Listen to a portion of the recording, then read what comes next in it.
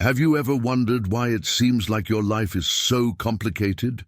As if everything were going wrong or stopped in time? Don't worry, this could be more than just a coincidence. It could be God preparing you for something incredible. Today, I'm going to show you 15 powerful signs that indicate He is shaping your path to something great. And the last sign? It is the most important of all, and can change your outlook on the challenges you face now. Don't blink, because every second of this video can transform your spiritual journey. Have you ever had those moments when it seems like everything around you is silent, as if the answers you were looking for simply weren't arriving? It's like talking to someone, but not hearing any response from the other side. This can be frustrating, even desperate, but you know what?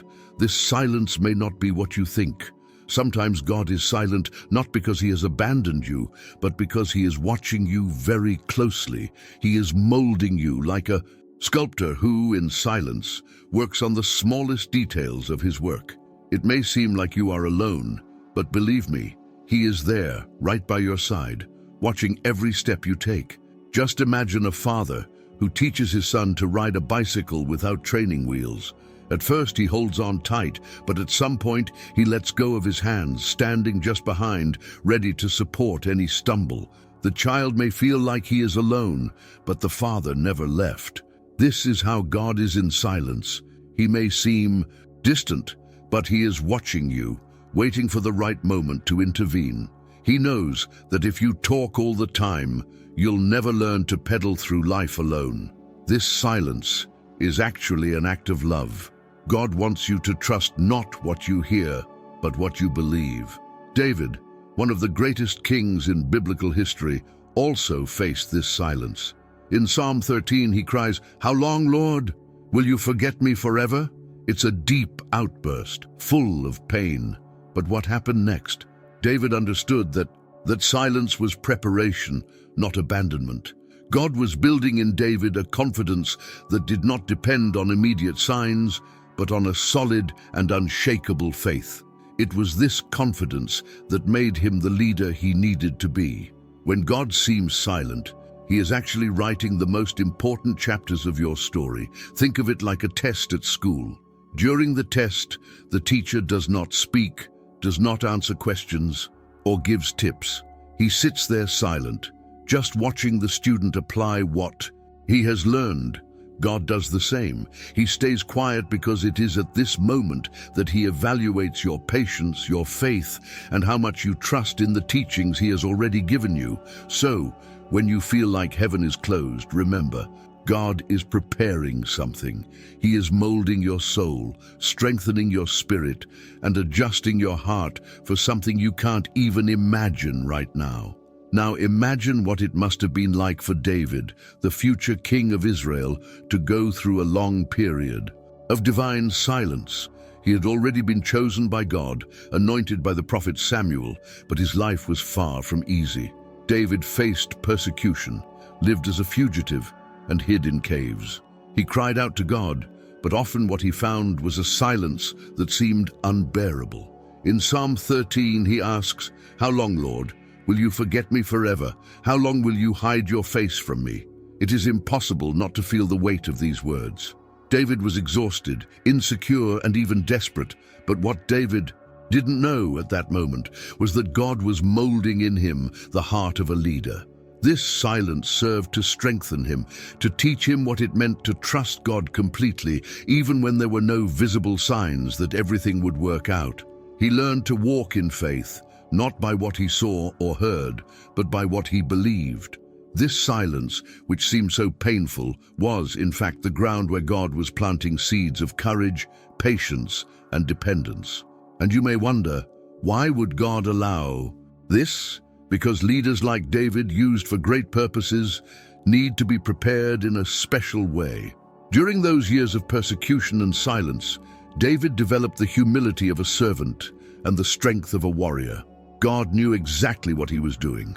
What looked like abandonment was actually divine care, adjusting every detail of David's character so that he could fulfill the purpose to which he was called. This story shows us that when we face silence and difficulties, it is not because God has forgotten us. He is preparing us for something greater. He is strengthening our faith, just as he did with David. The silence that now seems empty could be the prelude to something extraordinary. So if today you feel like you are in the middle of deafening silence, remember David's journey. God is working, even if you can't see it yet. And do you know why silence is so important? Because it is in him that our faith truly grows. Just as a tree needs deep roots to survive storms, our faith needs times of drought to take deeper root. In the silence, God is calling us to trust not in what we feel or see, but in who he is. It is an invitation to be steadfast, even when the circumstances around us seem to test us. Think of a tree planted in dry soil. In search of water, its roots go deeper, spread out further. In the end, she becomes stronger and more resilient. In the same way, God's silence challenges us to seek more of him, to depend more on him, and to find in him the strength we need. This process can be uncomfortable, but the result is spiritual growth that prepares us to face the biggest storms. God's silence also teaches us patience, a virtue most of us struggle to develop. We live in a world of instant gratification, where we want everything now. But God does not work according to our clock. He uses these moments to teach us to wait, to trust his timing and his plan. Just as Joseph waited years in prison before seeing his dreams come true, we too need to learn to wait, trusting that God is orchestrating something much bigger. And when does this silence finally end? It finds us stronger, more confident, and more prepared for the challenges to come. God's silence is not a pause in our lives. It is the moment when he is building something great within us. It may be painful while it happens, but when you look back, you will realize that it was in that silence that God planted the roots that sustain your faith to this day.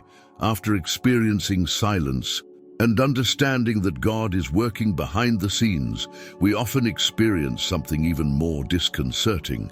Our plans begin to fall apart. Have you been through this? You do everything, you put your heart into it, you invest time, and it seems that in the end, nothing works out. But what if I told you that this could be a sign that God is redirecting your life? Sometimes what we interpret as failure is actually God's finger, pulling us away from something that isn't best for us. Joseph, for example, had incredible dreams given by God himself. He saw his brothers bowing before him and believed that something great awaited him. But what happened? He was sold into slavery, unjustly imprisoned and forgotten for years. To human eyes, it seemed that Joseph's destiny had been destroyed. But in the silence of that prison, God was writing a much bigger story. The apparent detour was, in fact, the path that would lead him to become governor of Egypt. And what about our own deviations? How? Many times do we cling to something that seems ideal, but God, with his infinite vision, pushes us down a path that we initially don't understand? Think of it like walking a mountain trail. You start in one direction, but the trail suddenly changes. It can be frustrating, but as you follow it, you realize that the new route takes you to a much more beautiful view. God does the same. He redirects our steps so that we can achieve what has truly been prepared for us. These redirections can be painful, especially when they involve giving up something we value. But God never takes away without offering something better in return. He knows the end of the story, even when we can only see the current chapter. If your plans have failed, perhaps it is time to ask, Lord, where are you leading me? Because just like with Joseph, the path that seems confusing today could be the path to the purpose that God prepared especially for you. And what can we learn from Joseph's journey? Imagine the shock he must have felt when, full of dreams and promises, he was betrayed by his own brothers, sold into slavery and taken to a strange place. He could have easily given up everything. But Joseph trusted that God had a purpose, even when events seemed to indicate otherwise.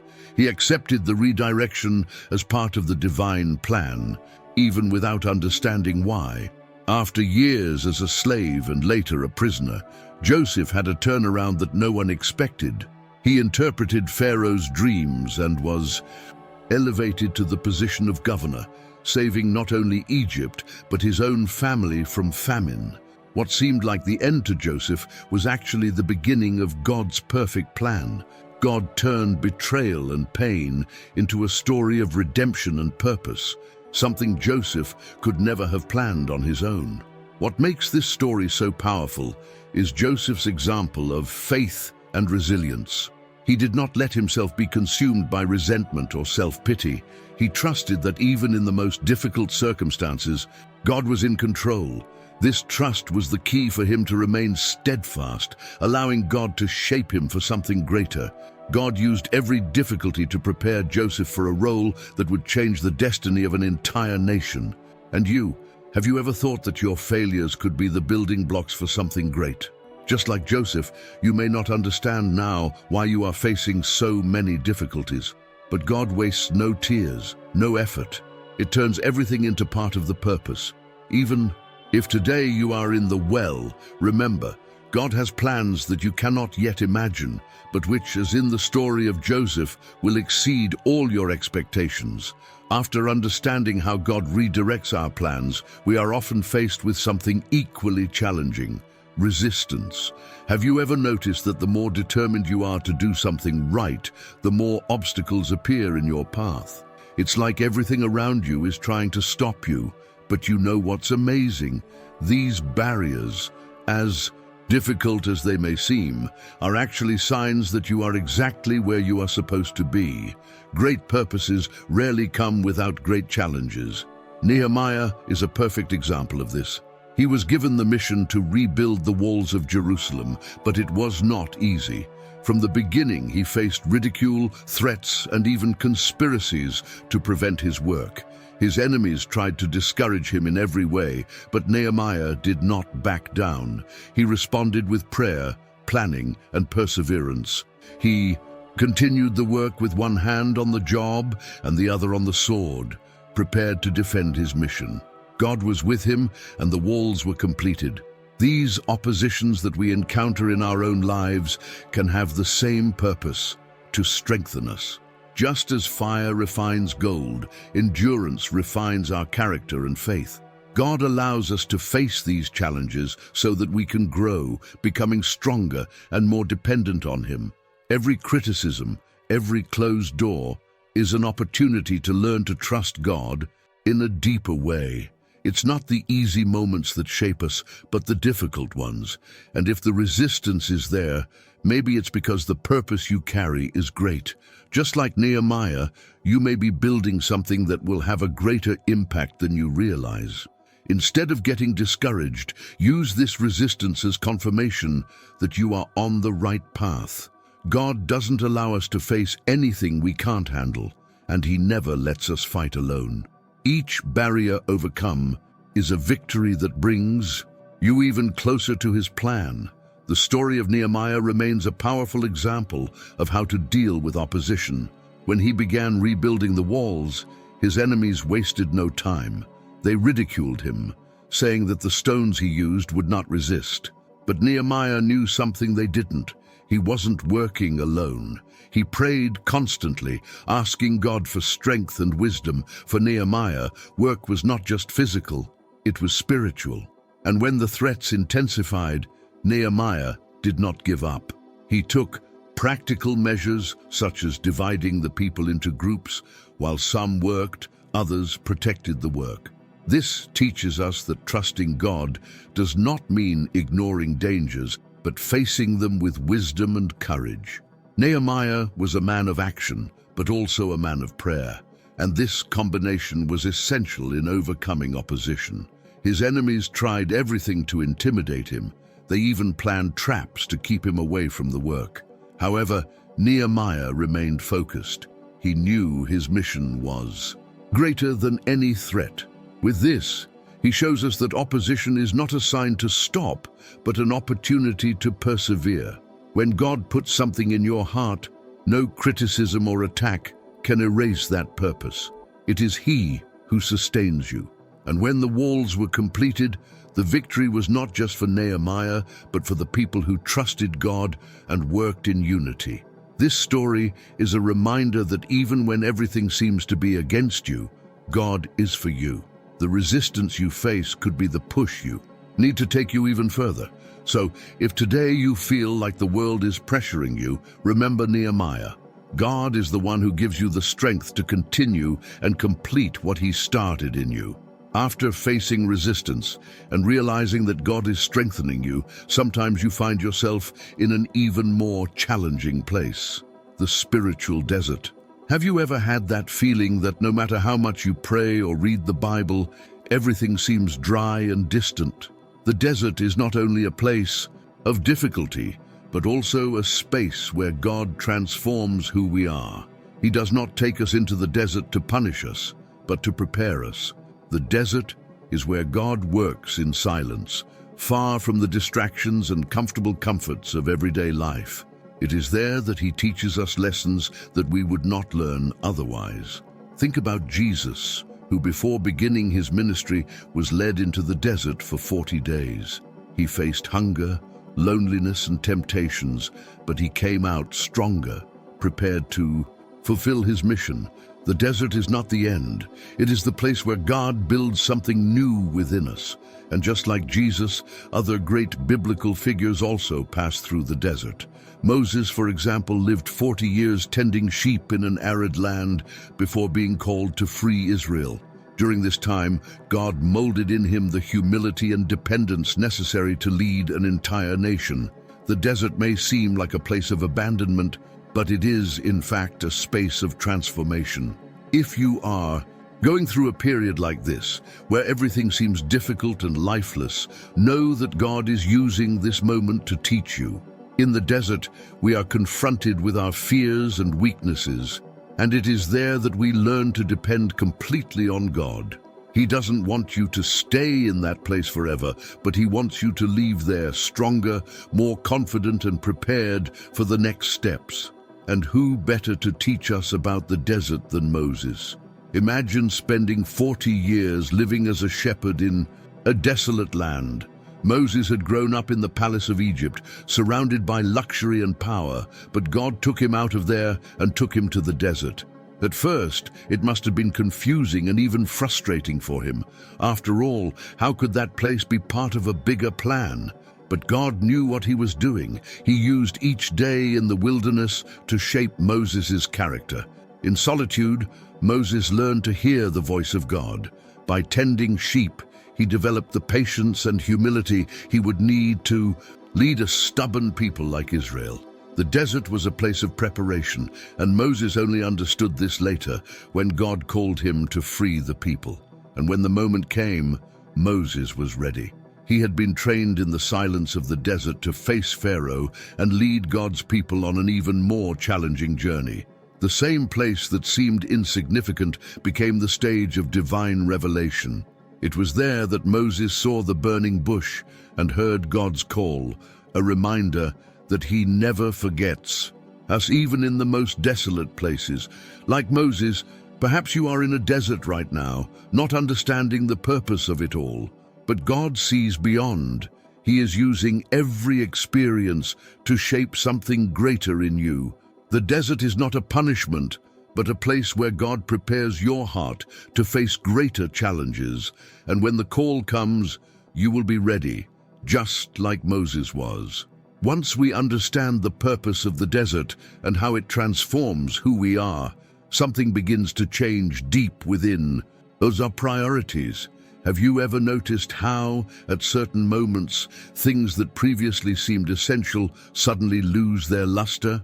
God often changes our priorities to teach us to focus on what really matters, leaving aside what is temporary to seek the eternal. A powerful example of this is in the story of Abraham. God asked something seemingly impossible, that he sacrifice Isaac, his beloved son, the living promise of God in his life. Imagine Abraham's internal struggle. Isaac represented Not only divine blessing, but all of his dreams and hopes. But God didn't want to take Isaac away from him. He wanted to see where Abraham's heart was. He needed to know whether Abraham valued the blessing or the blesser more. And Abraham passed the test. God sometimes touches areas that we consider untouchable. It could be your career, your relationships, or even something simple that you have placed at the center of your life. He does this to show us that only He should occupy the first place in our hearts. Just as a house built on sand cannot withstand storms, our priorities need to be aligned with God so that we can withstand life's challenges. When you feel uncomfortable or notice that God is changing something in your life, that is not punishment. It's an invitation to reevaluate what really matters. He wants you to be willing to let go of what is fleeting to embrace what is eternal. This process, although difficult, reveals what is in your heart and aligns your priorities with the divine plan, preparing you for something much greater. And that's exactly what happened to Abraham. When God asked for Isaac, Abraham knew it was more than just a test. It was an opportunity to demonstrate his faith and obedience. He prepared everything: the wood, the altar, the path to the mountain. Each step must have been a gigantic emotional struggle, but he didn't hesitate. Deep down, Abraham trusted that God had a greater purpose, even if he didn't understand it at the time. And at the last moment, when Abraham was about to sacrifice Isaac, God intervened. He provided a ram for the sacrifice, confirming that the goal was never to take anything from Abraham, but rather to test his heart. Abraham showed that his trust was in God above all else, and this act of faith echoes to this day as an example of total surrender to the divine plan. This story teaches us that God never asks us for something without having a greater purpose behind it. When He calls us to give up something, it is not because He wants to deprive us, but because He wants to take us to a place of greater intimacy with Him. Abraham did not lose Isaac. On the contrary, he gained an even more unshakable faith and confirmation that God is faithful. And maybe you are facing something similar. It may not be a literal sacrifice, but a change in priorities that requires trust and commitment. Remember, God always has a purpose. Just like Abraham, when you put God first, He does extraordinary things. It's not about what you leave behind, but about what God is preparing to give you up front. Once we understand that God shifts our priorities to align us with His purpose, He often leads us through an even deeper test, that of scarcity. Have you ever experienced a time when it seemed like there weren't enough resources? It could be money, opportunities, or even emotional strengths. These seasons can be scary, but God uses them to teach us valuable lessons about dependence and trusting Him. Think of the widow of Zarephath, who lived in the midst of great drought and famine. She had only a handful of flour and some olive oil, enough for one last meal for her and her son before they faced death from starvation. When the prophet Elijah appeared, she was challenged to something unimaginable: use what was left to make him some bread first. This took an absurd amount of faith, but she obeyed. The result? God multiplied the little she had, sustaining her throughout the time of scarcity. Scarcity forces us to look beyond what we see with human eyes and trust in what God can do. It is at this moment that we learn that divine provision does not depend on how much we have, but on how much we trust. The lesson here is not about quantity, but about delivery. Just as the widow gave up the little she had, we are challenged to trust that God can turn a little into a lot. And you know what's amazing? When you face scarcity with faith, you learn to value each provision as a gift from God. He not only meets your needs, but also molds your heart to see His hands in every detail. It may seem like a time of limitation, but it is actually an opportunity to see the power of God working in your life. And when you're living in scarcity, it's natural for another challenge to arise, the temptation to give up. You know that urge to drop everything and say, "That's enough, I can't take it anymore." This temptation may seem like a sign of failure, but it is actually proof of the importance of your mission. The greater the purpose, the greater the pressure to abandon it. Jonas is a clear example of this. God gave him a mission to preach in Nineveh, a city full of evil. But instead of obeying, Jonas fled. He didn't want to take on the challenge, which led him into a storm, being swallowed by a large fish, and ultimately reconsidering his mission. Jonah's escape teaches us that God does not give up on us, even when we are tempted to give up on him or our calling. This temptation also appeared in the life of Jeremiah. He was constantly rejected and persecuted by his own people. There were moments when Jeremiah wanted to stop, but something inside him pushed him to continue. He described it as a fire burning in his bones that could not be contained. This fire was God's purpose, which overcame any discouragement or opposition. When you feel like abandoning the mission, it could be a sign that you are very close to something big. It is at this time that God calls you to trust him more and less in your strengths. He doesn't expect you to face everything alone. Just as Jonah was redirected and Jeremiah was renewed, God gives you what you need to continue, even in the most difficult times. After facing the temptation to abandon the mission, something even more subtle can happen: the test of success. It seems strange, doesn't it? But sometimes the moments of greatest fulfillment and prosperity can become dangerous traps if we don't keep our hearts in the right place. When everything starts to go right, it's easy to forget who each blessing came from and make the mistake of depending more on our achievements than on God. King Solomon is a striking example of this. When God asked what he wanted, Solomon asked for wisdom to govern the people. God was so pleased with the request that he gave him, in addition to wisdom, incomparable riches and honor. In the beginning, Solomon used these blessings to glorify God by building the temple and leading righteously. But over time, he strayed. His riches and political alliances led him to worship other gods, forgetting the commitment he had made to the Lord. This detour teaches us that success, however tempting, can be as difficult a test as scarcity. When we are at the top, we are challenged to remain humble and remember that everything we have comes from God. As it is written in Deuteronomy 8:18, "Remember the Lord your God, for it is he who gives you the ability to produce wealth." Success should be a reason to redouble our dependence on God, not to move away from him. The true test of success is how we use our blessings. Do they bring us closer or further away from God? Solomon shows us that without vigilance we can lose focus.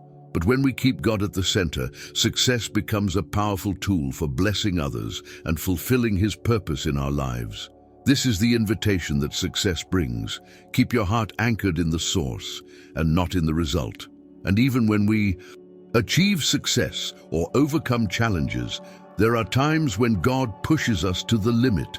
These times can be emotionally exhausting, but they are also the times that most reveal his strength in our weakness. Have you ever felt like you couldn't take another step? As if you are carrying a weight that seems impossible to bear? This is the moment when God shows that when we reach our end, he is just beginning. The Apostle Paul lived this intensely. He described a thorn in the flesh, something that deeply troubled him and from which he asked to be free. But God answered, "My grace is sufficient for you, for my power is made perfect in weakness." 2 Corinthians 12:9.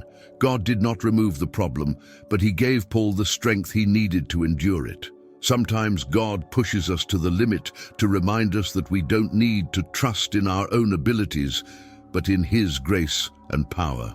Another example is Elijah, who, after defeating the prophets of Baal on Mount Carmel, found himself completely exhausted and fled into the desert.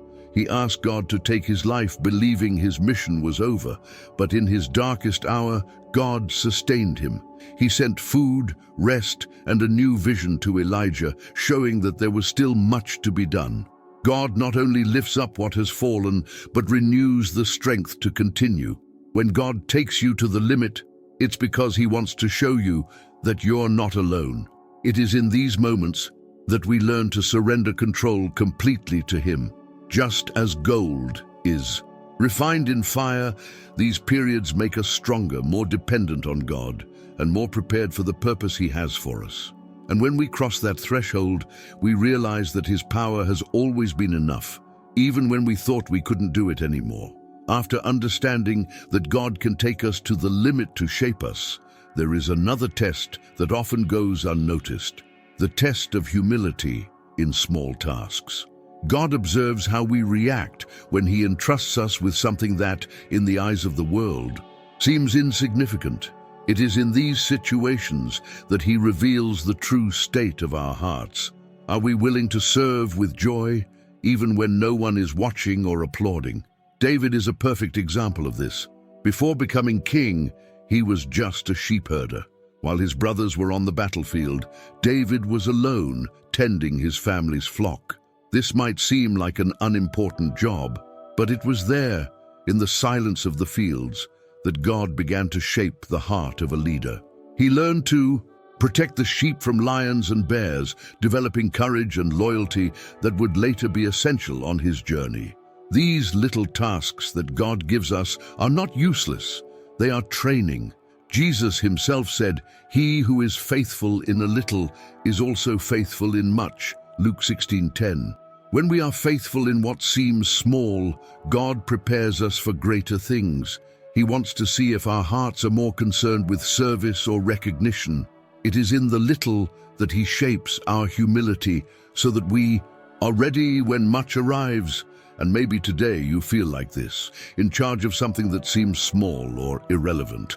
But remember, every step is part of God's plan. Small tasks are opportunities to demonstrate dedication and faith. They teach us to value the process and not just the result. And when we are faithful in them, God opens doors to something greater, just as He did with David, who left the fields to govern a nation. And the story of David as a shepherd shows us how much God uses the moments that seem simplest to prepare us for something great. Imagine David in the middle of the fields, away from the spotlight, facing the boredom of tending sheep. He could have asked himself, "Why did God put me here? Does this have any purpose?" But in reality, God was molding in him skills and character that would be crucial to his future mission. While pastoring, David developed the courage necessary to face greater challenges. He didn't run away from threats, but he faced lions and bears to protect the herd. This courage was what led him to face Goliath with such confidence. He knew that just as God had helped him protect the sheep, God would also help him defeat the giant. Every moment on the field was a silent preparation for the great challenges to come. Furthermore, as a shepherd, David learned to care for others. Before leading a nation, he needed to learn how to lead a flock. This care, this patience, and this dedication were fundamental for him to become the king that God wanted. David did not despise time in the fields, and this made him a leader after God's own heart. He understood that serving in something small is an honor when we are serving God. And maybe you're in your own field right now, in a place that seems far from your dreams or the purpose you feel God has for you. But remember, God is using this time to prepare you. Just like David, every little challenge you face today is shaping the leader, servant, or instrument God needs for the future. Nothing is in vain when it is God who leads the process. After understanding how God works in our lives in small and seemingly insignificant tasks, there are times when He takes us into something even deeper: isolation. Have you ever had the feeling of being completely alone, even when surrounded by people? These seasons may seem scary, but they are often the times when God does His greatest works in us. He takes us out of the hustle and bustle so we can hear His voice clearly. Elijah went through exactly this. After a great victory on Mount Carmel, where he defeated the prophets of Baal, Elijah entered a moment of deep loneliness. Fleeing into the desert, he felt exhausted, discouraged, and even asked God to take his life. He believed he was alone and that his mission was over. But it was in that isolation that God met him in a unique way. not in an earthquake or fire, but in a gentle whisper, showing that even in moments of loneliness, he is present. Isolation forces us to face ourselves and our limitations. Without the distractions of the world, God works in areas we might otherwise ignore. He uses this time to refine us, reveal hidden motivations, and prepare our hearts for something greater. Just like Elijah, sometimes we need to be taken out of the crowd to understand that our strength does not come from us, but from God. If today you feel like you are in an emotional or spiritual desert, know that God is not absent. He is inviting you into a deeper, more intimate relationship. Isolation can be the place where you discover truths about yourself and God that you would never see through the noise. It is not a place of abandonment, but of transformation. And Elijah's experience in isolation teaches us a lot about how God acts in these moments. When Elijah fled into the desert, he believed his mission was over. He felt the weight of being alone and thought there was no one else by his side. But God did not abandon him. On the contrary, he sustained Elijah in surprising ways. First, he sent an angel to feed him and give him strength. Afterwards, he guided Elijah to Mount Horeb, where he would have a transformative encounter with him. It was in the silence of the mountain that Elijah heard something that changed his perspective. God did not manifest himself in grandiose phenomena such as strong winds, earthquakes, or fire. Instead, he spoke in a soft whisper. This lesson is powerful. God does not always act spectacularly. Often, he reveals himself in silence, in the small moments when we are willing to listen to him with an open heart. Elijah also discovered that he was not as alone as he thought. God revealed to him that there were still 7,000 in Israel who had not bowed the knee to Baal. This reminder that we are not alone, even in our darkest moments, is something we all need to hear. God always has a plan, and he never leaves us without direction, even when we feel lost. If you feel isolated today, remember Elijah. God uses these moments to renew our strength, adjust our vision, and remind us that he is in control.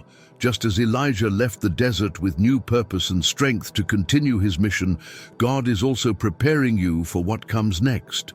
Isolation is just the setting where God works most intimately and powerfully in our lives. After exploring how God shapes us in isolation, we face another challenge that tests our faith in profound ways: injustice. Who has never felt wronged, treated wrongly, or accused without reason? In these moments, our first reaction is to want to defend our honor or even fight back, but God calls us to something different, trusting him to do justice while remaining firm and silent. This posture requires strength that does not come from ourselves, but from absolute trust in God. David is a notable example of this. For years, he was persecuted by King Saul, who was jealous of him and feared losing the throne. Even though he knew he was God's anointed to be king, David chose not to retaliate. On one occasion, he had the perfect chance to finish off Saul, but he chose to spare his life. David said, "The Lord keep me from doing such a thing to my master, the Lord's anointed." 1 Samuel 24:6. He knew that justice was not his responsibility, but God's.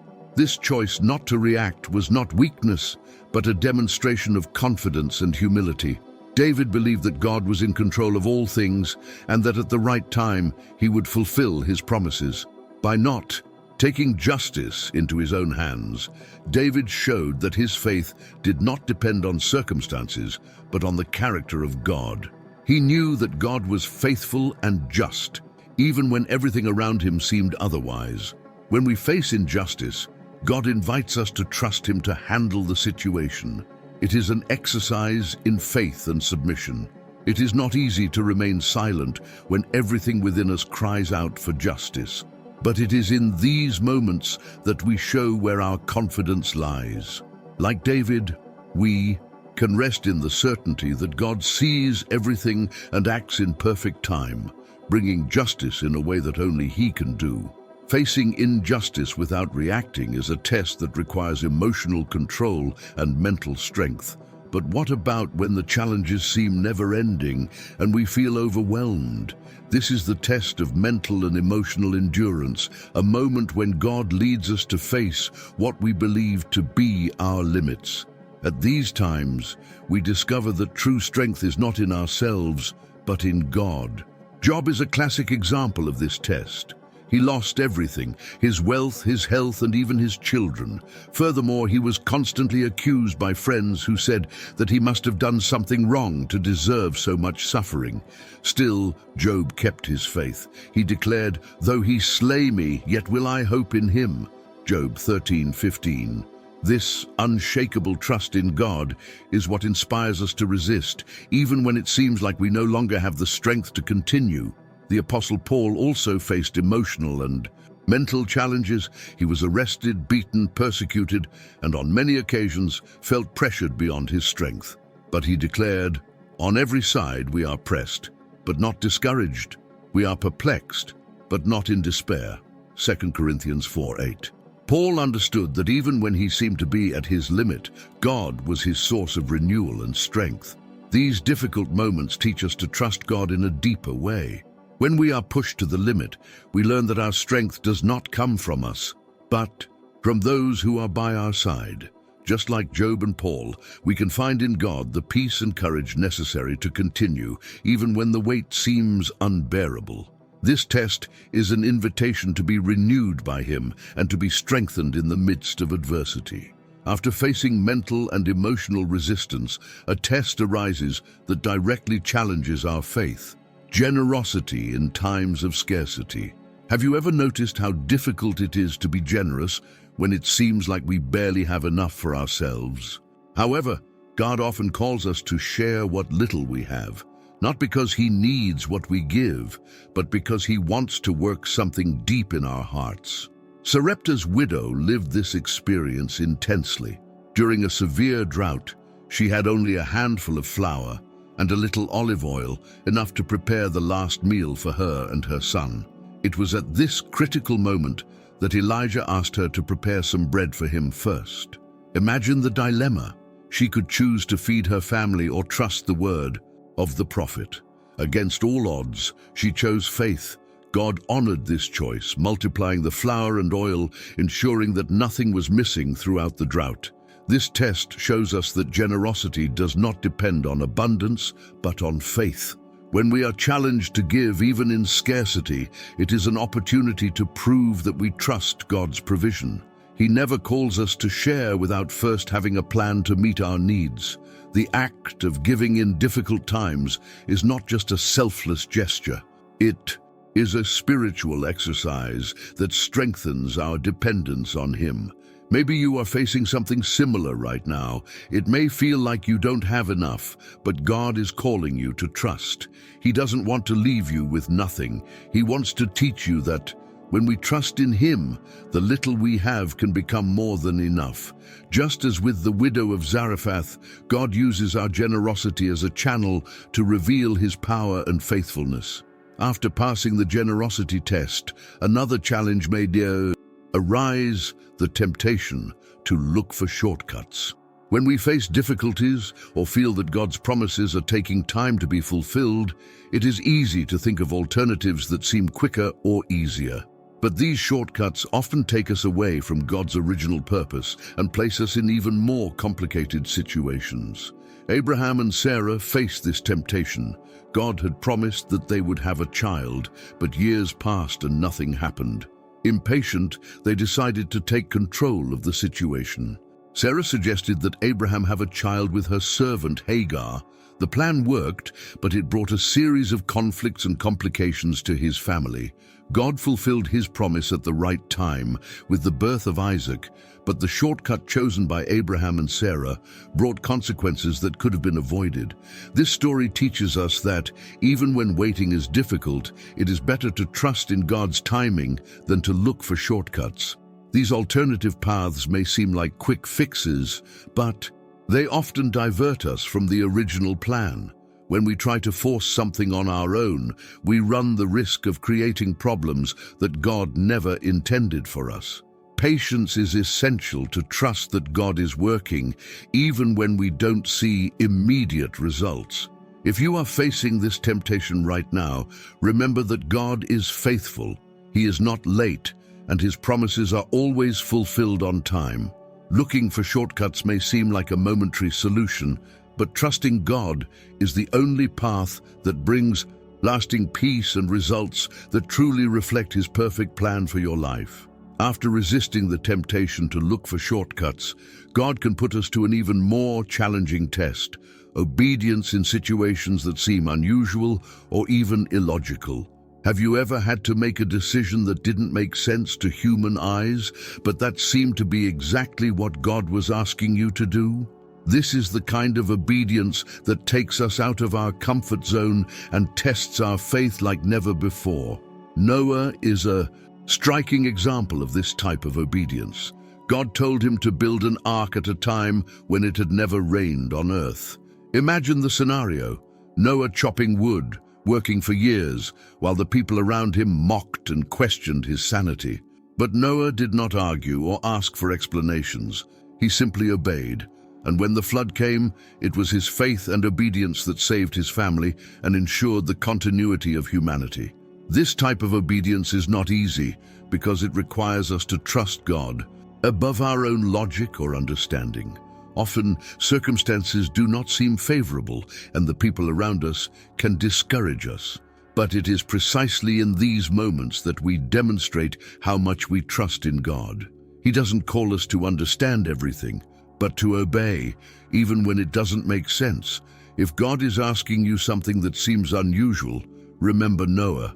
His obedience brought protection and blessing not only to him, but to many. Likewise, when we follow God's instructions, even without fully understanding them, we are planting the seeds for a future that only He can see. It is in obedience that we find purpose and align ourselves with the divine plan. And if obedience in unusual situations is challenging enough, imagine being called to give something that is deeply precious to you. This is the test of faith in sacrifice, one of the most crucial moments in our journey with God. He asks us to lay something we love on the altar, not to deprive ourselves, but to reveal where our heart really is. It is a test of faith that goes far beyond what we can imagine. Abraham faced this literally. God asked him to sacrifice Isaac, his son, the living promise that he would be the father of a great nation. Abraham could have questioned, hesitated, or even refused, but he chose to obey. He went up to the mountain with Isaac, preparing the altar and the wood, without knowing how God would resolve the situation. The most memorable moment was when Abraham raised the knife, and God intervened, providing a ram in Isaac's place. This act of faith demonstrated that Abraham trusted that God was able to fulfill His promises even in the most difficult circumstances. This type of proof is not easy. Sacrificing something we value requires complete trust in God's character. He does not want to take from us, but to teach us to place everything in His hands. When we are willing to give up what we love most, we show that our faith is not in the blessings, but in the blesser. Abraham did not lose Isaac. He gained a deeper faith and an even closer relationship with God. And perhaps you are facing such a test right now. It may not be as extreme as Abraham's, but God may be asking you to trust Him in a way that seems scary. Remember that He is a God of provision. When we surrender everything to Him, we do not lose. We are renewed. Sacrifice, when guided by God, is always the path to something much greater than we can imagine. After passing the test of sacrifice, another important challenge may arise: the trial in our relationships. These moments deeply test our character and our ability to love as God loves, especially when we face conflict or are hurt by those close to us. Have you ever been in a situation where someone you trusted deeply disappointed you? God often uses these situations to shape us, teaching us about forgiveness, patience, and humility. Jose experienced one of the most intense trials in this regard. Betrayed by his own brothers, who sold him into slavery. He spent years facing injustice and loneliness. When he finally had the chance to retaliate by becoming governor of Egypt, Joseph did something surprising. Instead of taking revenge, he chose to forgive. Upon meeting his brothers again, he said, "You intended evil against me, but God meant it for good." Genesis 50:20. Joseph saw the hand of God in the midst of pain, allowing it to transform his heart. These tests in our relationships are not easy because they directly touch our emotions. It's natural to want to protect ourselves or to reciprocate in kind, but God calls us to a higher path, loving those who hurt us. Jesus taught this radically when he said, "Love your enemies and pray for those who persecute you." Matthew 5:44. This attitude is not about approving of the evil done to us, but about trusting God to bring justice as we choose the path of love. If you are experiencing conflict or hurt in a relationship, see this as an opportunity to grow spiritually. These tests are not just about the other person. They are about how God is working in you. Just like Joseph, God can use these trials to redeem difficult situations and bring about something greater than you could ever imagine. Forgiveness and reconciliation not only frees the other, but also frees us to move forward in God's purpose. And as we deal with these challenges in relationships, there are times when we face another kind of test: inner silence. Have you ever felt like you couldn't hear God's voice, even though you were searching with all your might? This silence can be unsettling, making us question whether we are on the right path or even whether God is still with us.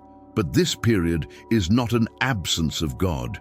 It is an invitation to dive deeper into His presence. David experienced this silence at different times in his life. In Psalm 22, he cries, my God, why have you forsaken me?" It's a plea that resonates with many of us in our moments of spiritual loneliness. However, even in the midst of this feeling, David never lost his confidence. He continued to declare God's faithfulness, knowing that even in the silence, God was still acting. This period of inner silence is like a pause in a melody.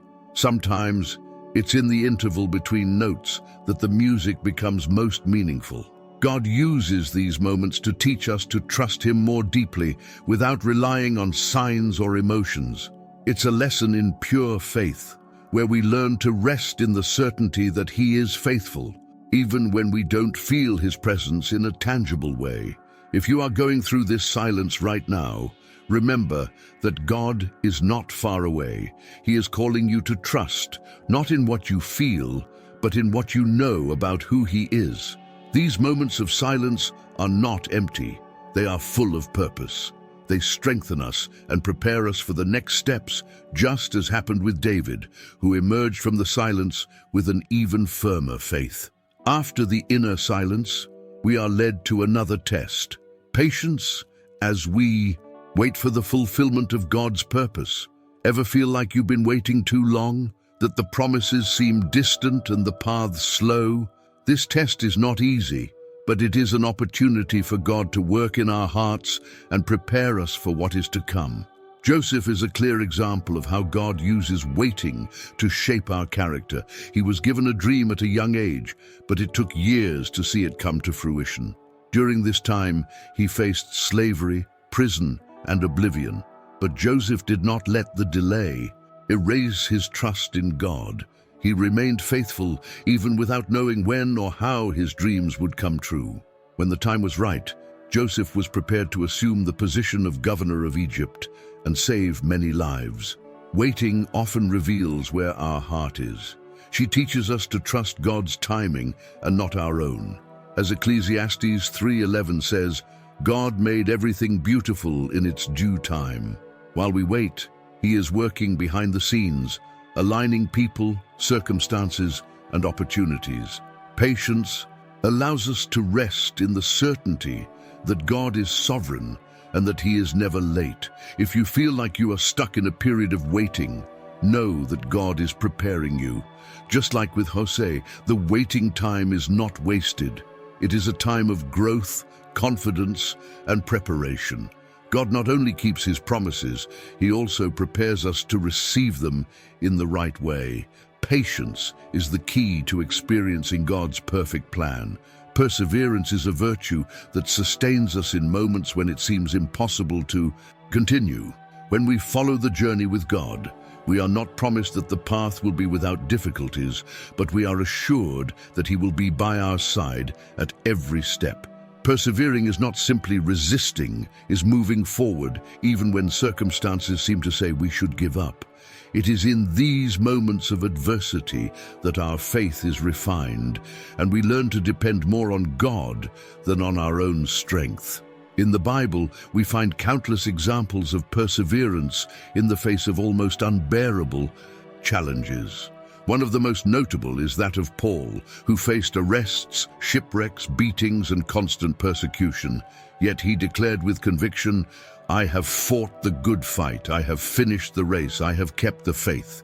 2 Timothy 4:7. Paul's strength did not come from his own ability, but from his trust in God, who gave him the courage to move forward even when the winds were contrary. Persevering also means staying focused on the purpose God has placed in our lives. Many times, adversities are used by God to strengthen us and shape our character, just as fire refines gold.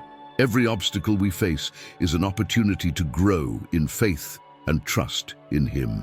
Like Nehemiah, who rebuilt the walls of Jerusalem amid mockery and threats, we need to remember that the work God has placed in our hands is greater than any opposition. When we recognize this, we find the strength to continue.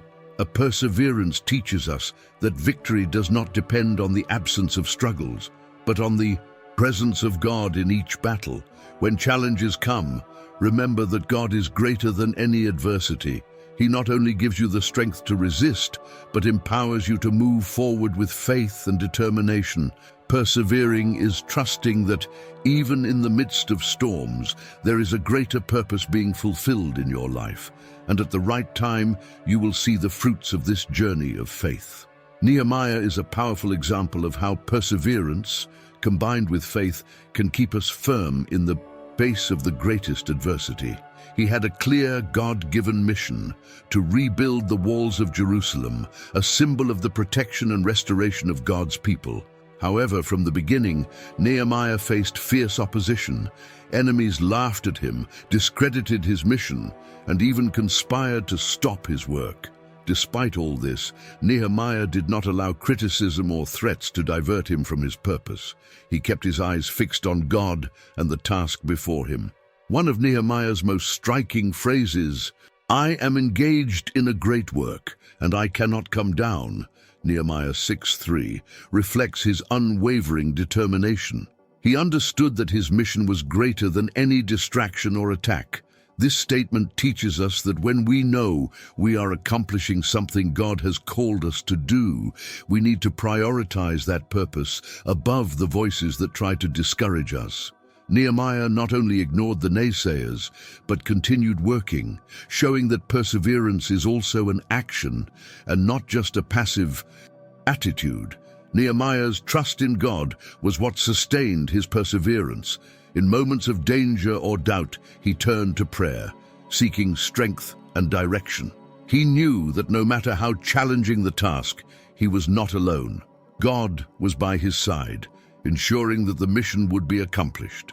Nehemiah's continued dependence on God is an essential lesson for all of us. The battles we face in our journey of faith are not overcome with human effort alone, but with the conviction that God is with us, guiding and strengthening at every step. Nehemiah's example challenges us to remain steadfast in our own missions. Just like him, we can face ridicule, criticism, and even direct opposition.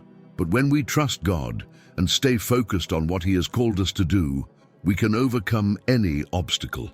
No matter how difficult the journey may seem, commitment to the divine mission and perseverance in the midst of difficulties will lead us to fulfill the purpose for which we were called. Adversity is often a divine training ground where God molds our character and strengthens our faith. Although it is natural to think that difficulties indicate a mistake in the path, they are often signs that we are right in the center of God's will. When we face trials, we are invited to rely less on our own strength and more on God's sustaining grace. He uses these situations not to destroy us, but to build us up, transforming obstacles into stepping stones to our spiritual growth. Paul, writing in Romans 5:3-4, reminds us of something powerful. Tribulation produces perseverance, perseverance character, and character hope. Every difficulty is like a lesson in a heavenly school. Tribulation teaches us to persevere, to continue moving forward even when everything seems against us. This perseverance, in turn, refines who we are, developing a more Christ-like character. And in the end, this character fills us with hope, the certainty that God is in control and that His plan is always good. It is important to understand that adversities are not punishments, but opportunities. They lead us to grow in areas where we might never have developed strength if everything were easy. Just as a tree grows stronger when it faces headwinds, we also grow spiritually when we face life's challenges with faith and confidence. God allows us to go through these situations to equip us for something greater, something that we cannot yet see, but that He has already prepared for us. So when challenges come, instead of asking, "Why me?" ask, "What is God teaching me?" Adversity is a chance to see God's faithfulness in action, to experience His promises up close, and to come out the other side stronger and more prepared for what's to come. Each obstacle overcome is proof that God is working in you, transforming tribulations into testimonies and difficulties into opportunities to manifest His glory. If you are facing difficulties right now, remember that God is on your side. He never abandons us in the midst of battles. Perseverance is not just a virtue, it is a declaration of faith. When we continue to move forward, even when it's difficult, we are telling God that we trust Him and His plans, knowing that the best is yet to come. And after the entire process, silence.